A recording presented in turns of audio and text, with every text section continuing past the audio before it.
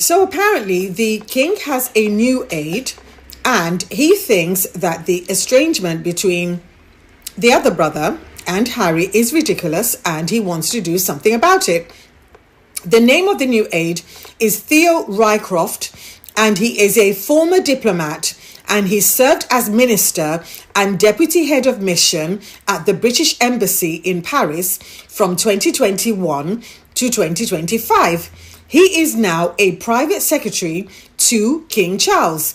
He is described by the sourcing of this particular piece as the most respected man in the building right now, especially after the way he handled the visit to the US.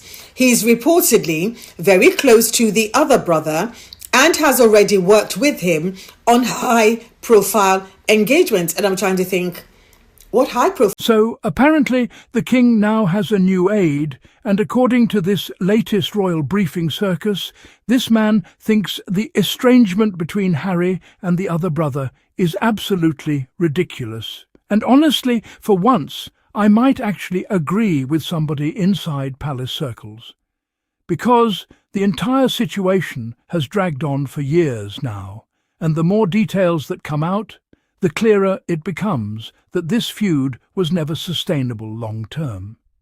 It became too public, too toxic, and too useful for too many people. Now, the aide in question is Theo Rycroft, a former diplomat who reportedly handled major international assignments and apparently impressed everybody during the King's US visit. According to the article, he is now one of the most respected men in the building and supposedly sees repairing the relationship between Harry and the family as part of his mission. Interesting. Very interesting. Because if somebody inside the palace who is close to the king and reportedly close to the other brother is openly looking at this situation and calling it ridiculous, then that tells you something important. It tells you that not everybody inside that institution believes Harry and Meghan were the villains the tabloids spent years trying to paint them as. And honestly, that matters. Because for years, the public was told Harry and Meghan were unreasonable, dramatic, selfish, and destructive. Yet every single time somebody closer to the actual situation speaks, the story becomes far more complicated than the tabloid version. Now, according to this piece, Theo reportedly believes Harry and his brother should essentially be forced to sit down, shake hands, and sort things out. And he also reportedly supports a future meeting between Harry and the King during Harry's next UK visit for Invictus. Now, do I believe every detail of this story? Not necessarily. But I absolutely believe the palace is testing public reaction to the idea of reconciliation. That part feels very believable to me because institutions always leak strategically. They float ideas before acting on them. They test headlines, they test reactions, they test public sympathy. And if you really think about it, reconciliation would probably benefit the institution far more than it would benefit Harry and Meghan at this point. Because Harry and Meghan have already built a life outside the palace. They have their freedom, they have their projects, they have their children, they have their independence. Meanwhile, the monarchy continues struggling with public perception, relevance, and internal instability. So from an institutional perspective, bringing Harry back into some form of warmer relationship would absolutely help the optics. The problem is that there are clearly people inside that system who do not want that to happen. And that is the most revealing part of this entire article. Because the article literally says this man may be outnumbered. Think about that for a second.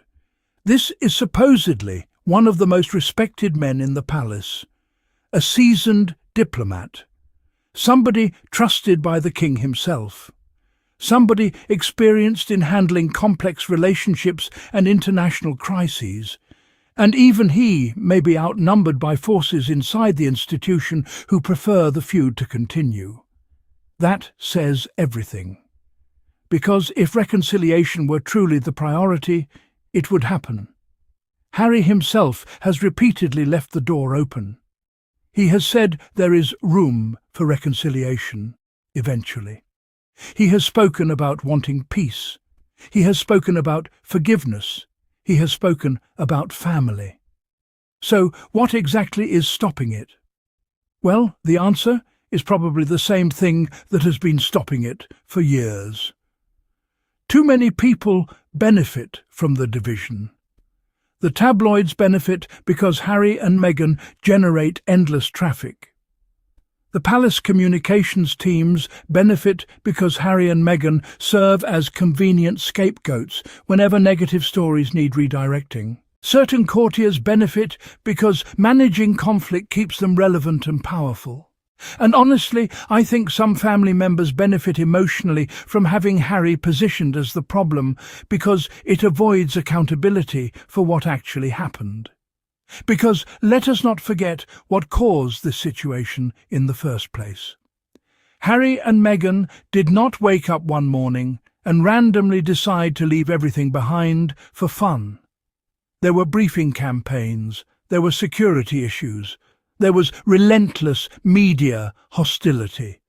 There was documented racism directed toward Meghan. There was a complete failure to protect her while she was pregnant and struggling mentally. And instead of addressing those issues properly, the institution allowed the narrative to spiral until the relationship completely collapsed. So when this Theo Rycroft supposedly looks at the situation and says this feud is ridiculous, I think what he is really recognizing is how avoidable a lot of this was. Because at its core, Harry and Meghan defended themselves. That is what happened. They defended themselves publicly after years of being attacked publicly. And certain people inside the system simply cannot forgive them for refusing to remain silent. Now, another thing that stood out to me was the article admitting that this aide is apparently close to the other brother.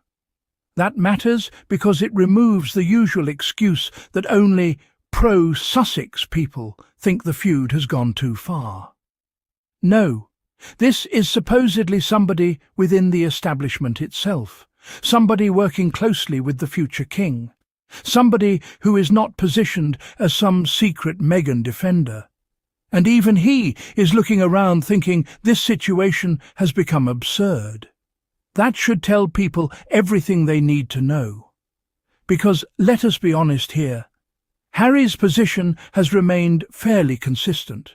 He wants peace, eventually, but with boundaries. He wants accountability. He wants safety for his family. He wants space from toxicity. Meanwhile, the stories around the other brother continue portraying endless anger, endless resentment, and endless fury. Even now, the leaks constantly frame him as raging, furious, or unable to move past things.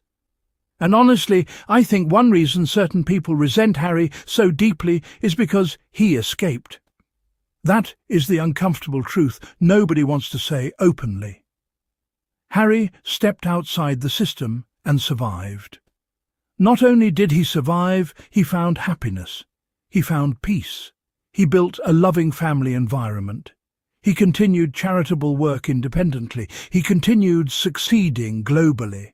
And for people still trapped inside an institution built on hierarchy, image management and control, that freedom probably looks incredibly threatening, especially because Harry did something nobody expected him to do. He chose his wife, fully, completely, without hesitation. And I genuinely think that shocked people inside palace circles more than anything else ever could, because they expected loyalty to the institution above all else. They expected him to eventually fall back into line. Instead, Harry looked at Meghan, looked at his children, and said, "No relationship is worth sacrificing my family's well-being." And honestly, good for him. At the end of the day, reconciliation may happen one day. Family relationships are complicated and private. Harry and Meghan will ultimately decide what feels emotionally safe and healthy for them. But if reconciliation does happen, it cannot simply mean pretending the past never occurred. Because real reconciliation requires honesty, accountability, and change. And judging by this article, even people inside the palace now seem to understand that the current situation is unsustainable. But anyway, let me know what you think, because honestly, the fact that even insiders are now openly calling this feud ridiculous says far more than the palace probably intended.